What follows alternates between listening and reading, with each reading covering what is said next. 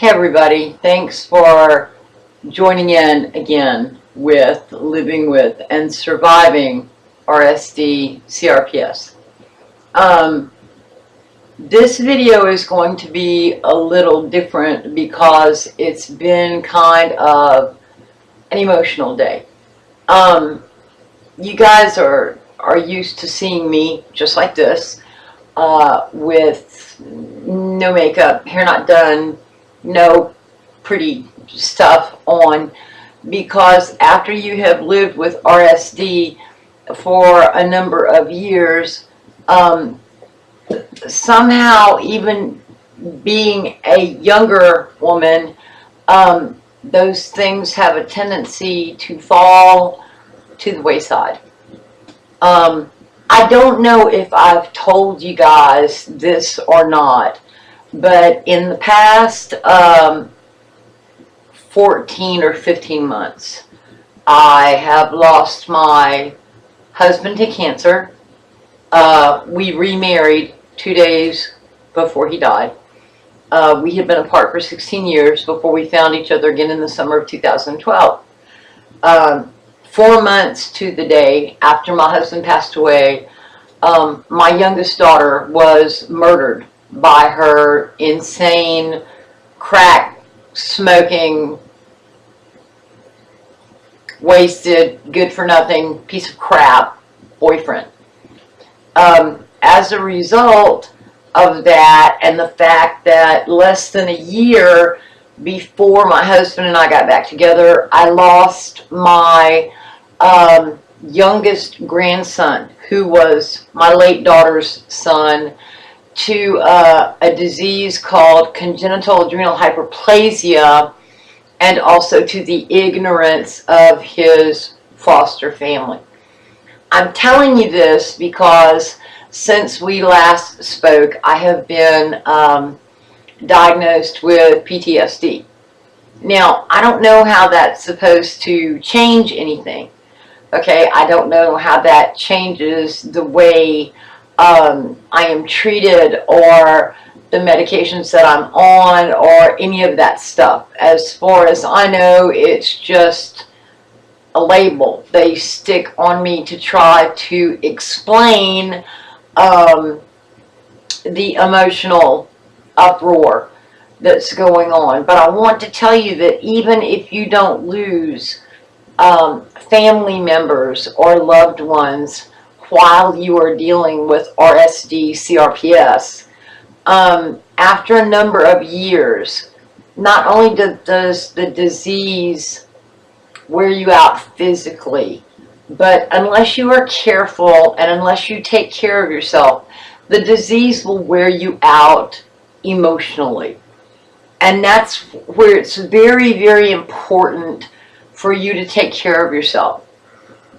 When I was diagnosed almost 12 years ago, the leading cause of death of RSD CRPS patients was suicide. It doesn't have to be that way anymore.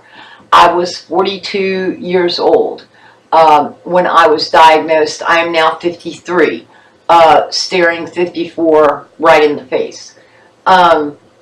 Medical science has come so far since I was first diagnosed. I can remember being in my doctor's office and having absolute vodka injected into a nerve, into one of my legs, to try to kill the nerve, to kill the pain. As of today, I am scheduled for surgery on Thursday to put in what is the latest and greatest, supposedly, tool against this disease, and it's called a pain pump. And what they're going to do initially is use a neurotoxin, which is a non-narcotic painkiller. And in 2 days, they will inject enough of this medication into my spinal column to see if it's going to do me any good. The doctor that I am seeing is supposed to be at the top of his game when it comes to this disease. If you are in the Louisiana area and you need a name, you need a telephone number, please feel free to contact me either here on YouTube or on my Facebook page, and I'll be happy to pass that information along to you.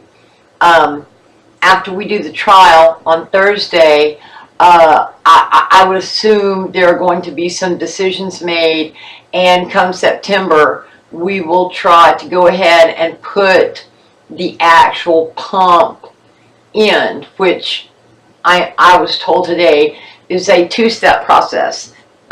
They put the pump in and they fill it with saline to make sure it's going to work.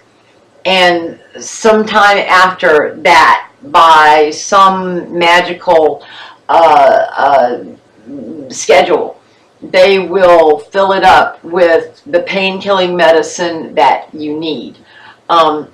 At this point, I don't care what they do and when they do it, as long as I am able to climb onto an airplane on November the 20th with my 2 grandchildren for a vacation that we have been planning for a year.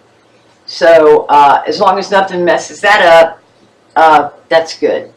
That goes back to the emotional part of this disease and where it will eat you up if you allow it to.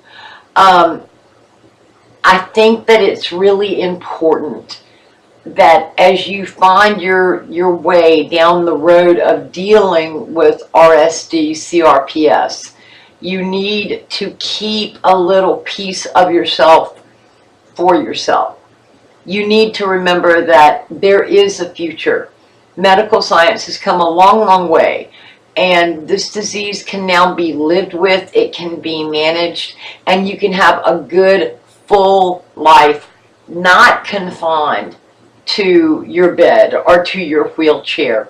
And this is something that I am moving toward, but it's something that I had to learn for a very long time.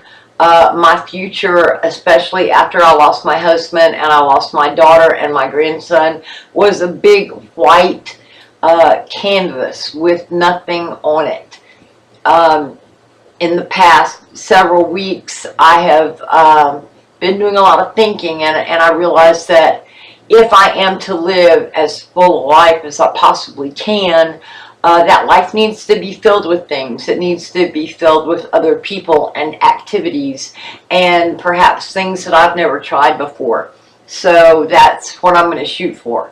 I think after the first of the year, we're going to do a Harley Davidson learning how to ride a motorcycle lesson. And I think that going forward from that, we're going to plan another trip. And it's just things that are bouncing around in my head, but it's things that you really need to think about, and you really need to try to imagine and build a future and a life for yourself, preferably with your family.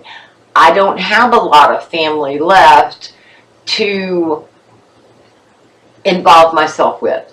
Therefore, I have come to the conclusion that it's up to me as a 53-year-old woman to go out and realize that my life is not over, and I can still be vibrant, and I can still work on things that make me happy. And I think you can do that too.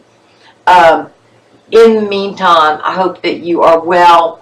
I hope that you are getting along with your disease. I really appreciate you watching these videos and helping me along in this journey. If you have any comments, if you want to contact me, that's relatively easy to do. I'm always right here. You can find me at mathis1@yahoo.com. You can find me on Facebook under Mrs. Randall Mathis. And of course, you can find me here on YouTube at my channel. So you guys have a great evening. I'll talk to you again really, really soon. Good night.